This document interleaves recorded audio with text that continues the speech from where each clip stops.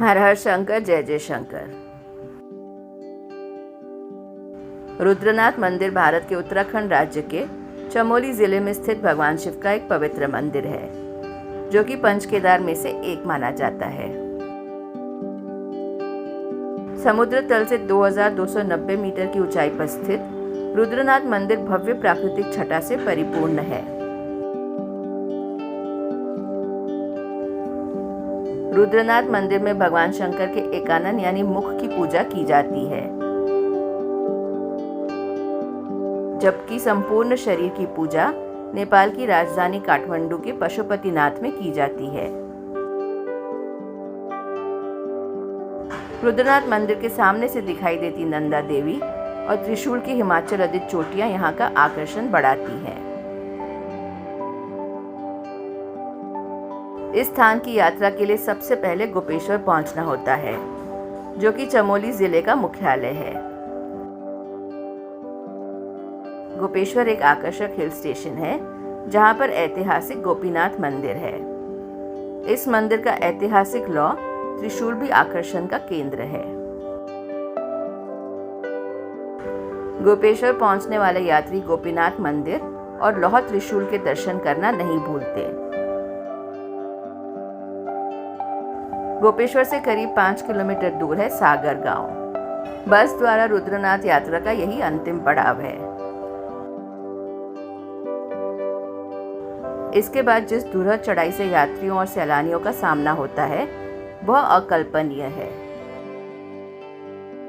सागर गांव से करीब 4 किलोमीटर चढ़ने के बाद यात्री पहुंचता है पुंग बुग्याल। यह लंबा चौड़ा घास का मैदान है। गर्मियों में अपने पशुओं के साथ आसपास के गांव के लोग यहाँ डेरा डालते हैं, जिन्हें पालसी कहा जाता है। अपनी थकान मिटाने के लिए थोड़ी देर यात्री यहाँ विश्राम करते हैं। यह पालसी थके हारे यात्रियों को चाय आदि उपलब्ध कराते हैं। आगे की कठिन चढ़ाई में जगह जगह मिलने वाली चाय कि यही चुस्की अमृत का काम करती है। पुंग बुग्याल में कुछ देर आराम करने के बाद कलचात बुग्याल और फिर चक्र घनी की 8 किलोमीटर की खड़ी चढ़ाई है।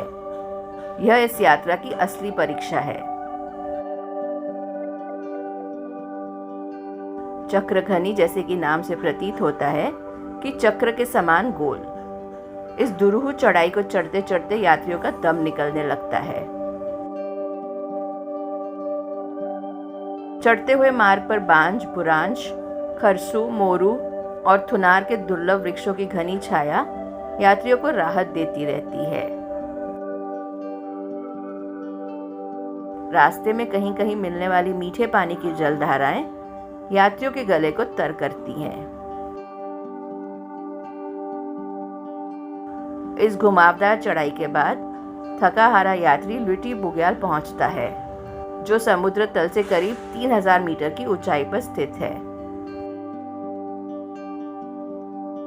लुटी बुग्याल से गोपेश्वर और सागर का दृश्य देखने लायक है।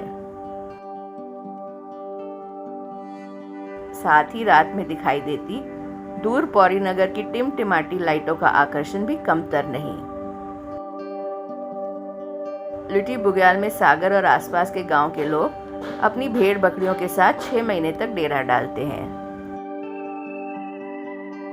अगर पूरी चढ़ाई एक दिन में चढ़ना कठिन लगे तो यहाँ तक पालसियों के साथ एक रात गुजारी जा सकती है। यहाँ की चट्टानों पर उगी घास और उस पर चरती बकरियों का दृश्य पर्यटकों को अलग ही दुनिया का एहसास कराता है। यहाँ पर कई दुर्लभ जड़ी बूटियां भी मिलती हैं। लिटी बुग्याल के बाद करीब 3 किलोमीटर की चढ़ाई के बाद आता है पनार बुग्याल। 10,000 फीट की ऊंचाई पर स्थित पनार रुद्रनाथ यात्रा मार्ग का मध्य द्वार है, जहां से रुद्रनाथ की दूरी करीब 11 किलोमीटर रह जाती है।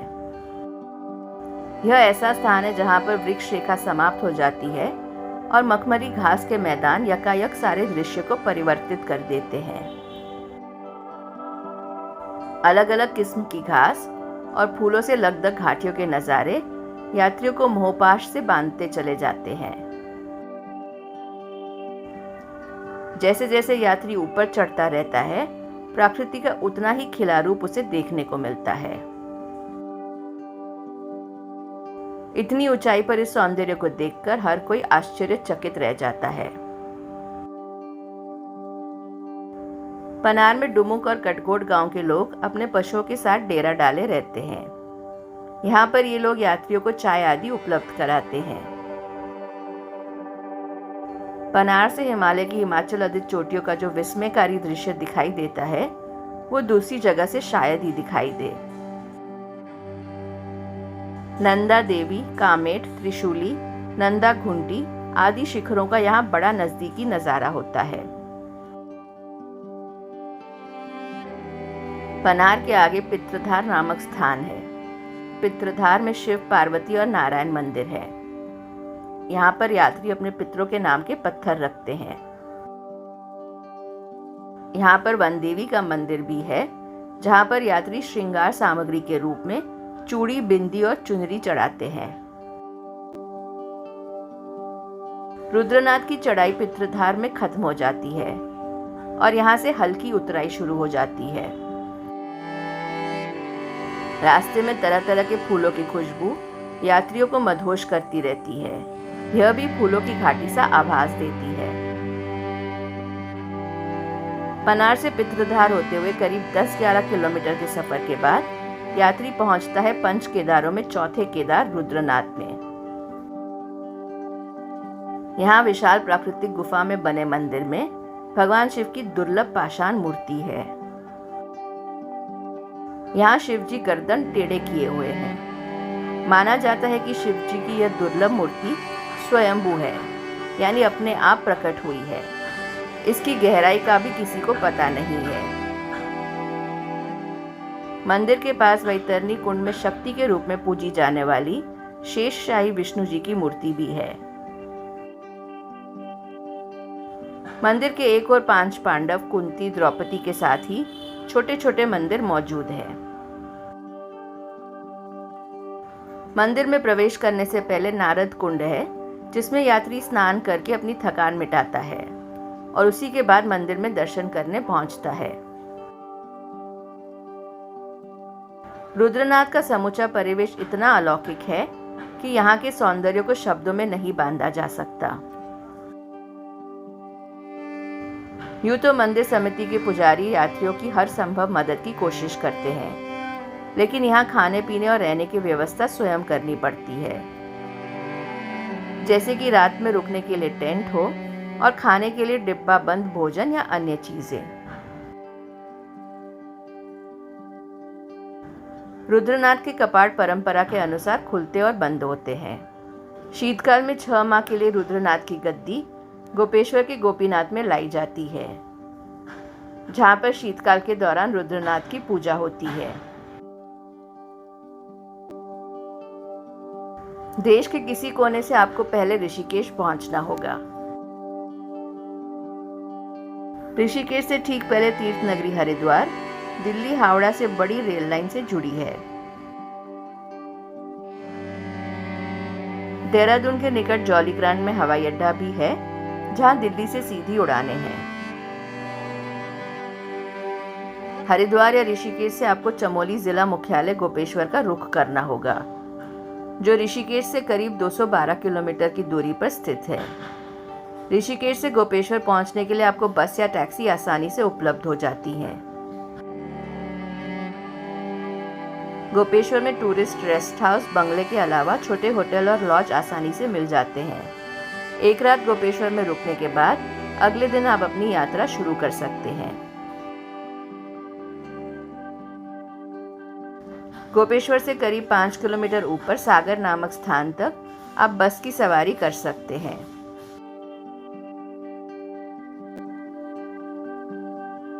इसके बाद रुद्रनाथ पहुंचने के लिए यात्रियों को करीब 22 किलोमीटर की खड़ी चढ़ाई चढ़नी होती है।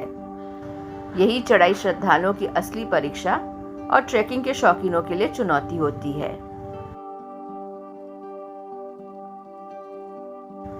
रास्ता पूरा जंगल का है, लिहाजा यात्रियों को अपने साथ पूरा इंतजाम करके चलना होता है, यानी खाने पीने की चीज से लेकर गर्म कपड़े हरदम साथ रहे।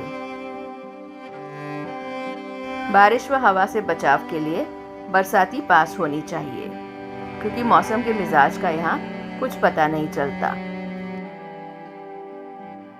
पैदल रास्ते में तो पालसी मिल जाते हैं, लेकिन रुद्रनाथ में रुकना हो तो इंतजाम के बारे में सोचकर चलें। यूं तो मई के महीने में जब रुद्रनाथ के कपाट खुलते हैं तभी से यहाँ से यात्रा शुरू हो जाती है, लेकिन अगस्त और सितंबर के महीने में यहाँ खिले फूलों से लकदक घाटियाँ लोगों का मन मोह लेती हैं। ये महीने ट्रैकिंग के शौकीन लोगों के लिए सबसे उपयुक्त हैं। गोपेश्वर में आपको स्थानीय गाइड और पोर्टर आसानी से मिल जाते हैं। पोर्टर आप न भी लेना चाहें, लेकिन यदि पहली बार जा रहे हैं तो गाइड जरूर साथ रखें, क्योंकि यात्रा मार्ग पर यात्रियों के मार्गदर्शन के लिए कोई साइन बोर्ड या चिन्ह नहीं है। बाबा ने चाहा तो एक दिन हम स्वयं भी इस मंदिर के दर्शन खुद करेंगे। तब तक के लिए खुश रहें और सदैव जपते रहें। हर हर महादेव।